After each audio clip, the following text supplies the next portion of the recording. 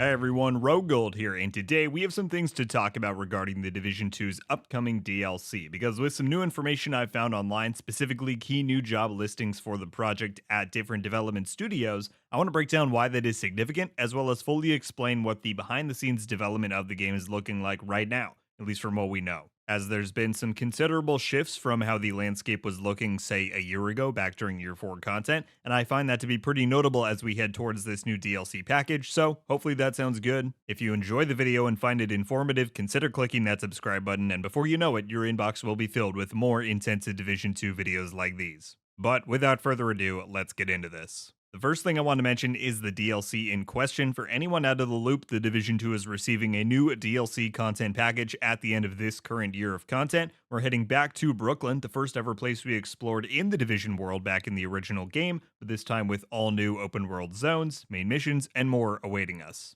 This video isn't going to be covering the details surrounding that content, rather what's happening with its development behind the scenes. However, if you do want more detail on the upcoming DLC itself, I've made a video doing exactly that and recapping everything we know. You can find it linked at the top of your screen and in the description down below. But let's get to some of those more recent developments on the DLC and the game as a whole. And the first thing I want to cover is explaining who exactly is working on the game right now, at least from the information that we have. There are three major entities working on the Division 2, and that's a notable increase from the two that we knew of before. I have mentioned this in various videos over the recent months, and if you've listened to some of the interviews I've done, then you would have heard it there, but I think it's important that we set the record straight. By now, everyone knows the story that after the Division 2's original team was disbanded, a handful of Project veterans stayed on at Massive to lead the game. They're the ones in charge. And then they were able to recruit a team at Ubisoft Bucharest to act as the main workforce for this new content. There were a few other minor contributions that we heard about, like how Ubisoft Toronto had a small hand in delivering the seasonal cutscenes we got, and Ubisoft Shanghai helped out with some of the cosmetics.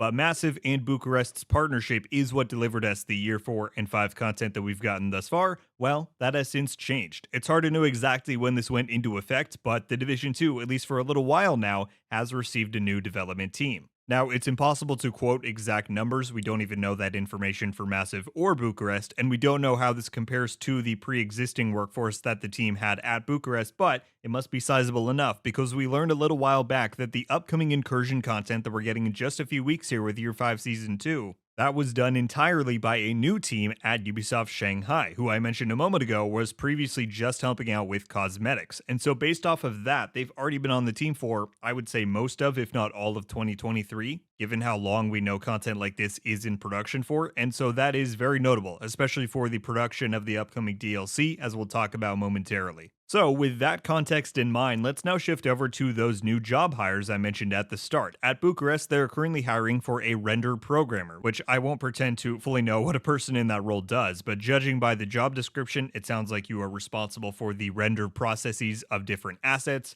clothing, environment, etc. And it involves optimizing and improving pre-existing render code. So there's that one, but the one that I find the most intriguing is over at Shanghai. They're currently hiring for a senior level position as a lighting artist. And going off the job description for this one, this includes responsibilities such as collaborating to develop the look and feel of the game, establishing light sources to support narrative elements and aid gameplay progression, and lighting game environments, characters, and cinematics to direct players' attention, establish emotional tone, communicate atmosphere, plot details, and more. Now, I don't know about y'all, but that sounds like campaign and DLC work to me. And for Shanghai to be hiring for this role at the senior level, it's just a really good show of confidence for me to see that we're getting additional investment into the game, because it's not only deserved, but it's just smart, as I think we all know that the Division could be bringing in so much more revenue for Ubisoft if they would simply allow it to. But I digress. With those more recent developments covered, I did also want to talk about what that seems to indicate as far as development on the DLC, and inject that with a bit of my own understanding and speculation on the matter. Because the main thing that I think is notable is that this upcoming DLC and all of the changes it's bringing to the game has been all of these development teams' primary focus for quite a while now. How do I figure that? Well, primarily because of what the game has and will be producing. We know that Shanghai made the Year 5 Season 2 incursion, and so that means that after Descent released with Season 1, there's literally no other big content additions for Bucharest to be tackling other than the DLC and the in-game revamp. Because we know that Season 3 isn't bringing anything big, it's just going to be story-focused. And let me be clear, I don't say that with the intention of discounting the seasonal content we get, or the apparel events, quality of life changes, new weapons, gear, whatever.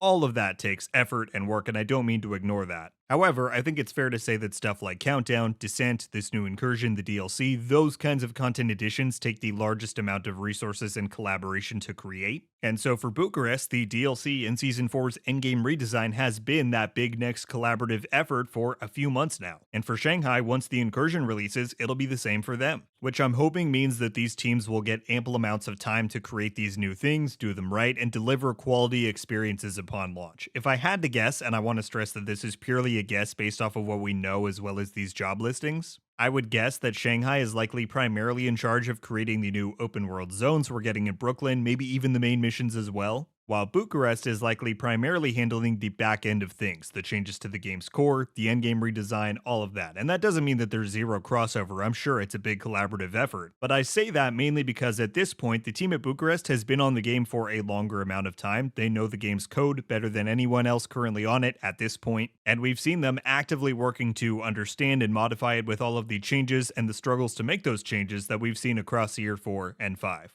So I would guess that with their knowledge on the subject, they're the ones in charge of handling the core game changes, while Shanghai likely has a bigger role in creating the new physical content that this DLC will be delivering. At least based on that job listing, as I think a senior lighting artist no doubt is going to have a role there. But, my friends, that is about all I have for today. Wanted to deliver that pretty cool new info on the job hirings for the game, and it seemed like an ideal opportunity to recontextualize the behind-the-scenes structure that the game has at the moment. It's awesome that Shanghai is now in the fold. I've said it before, but from what I hear, this new incursion is going to be pretty darn sweet, so if they come out swinging on their first project on the game, then I'm very excited to see what contributions they'll make to this DLC. And of course, all of the foundational changes the game is receiving are very excited as well. I think by this time next year, the game is going to look very different, and that's quite exciting. Let me know your thoughts on this discussion as a whole. What's your takeaway from these new job listings, and what's your general outlook for the rest of Year 5 at this moment? For all things Division, keep it locked right here, and if you want further updates on my content, as well as official developer notifications for server statuses and news posts, you can check out our Discord link down below. We've got it all set up there, and you'll find my other social links there as well. That's going to do it for me today, everybody. Thank you all so much for watching. I'll see you in the next one. RogueGold. Ow.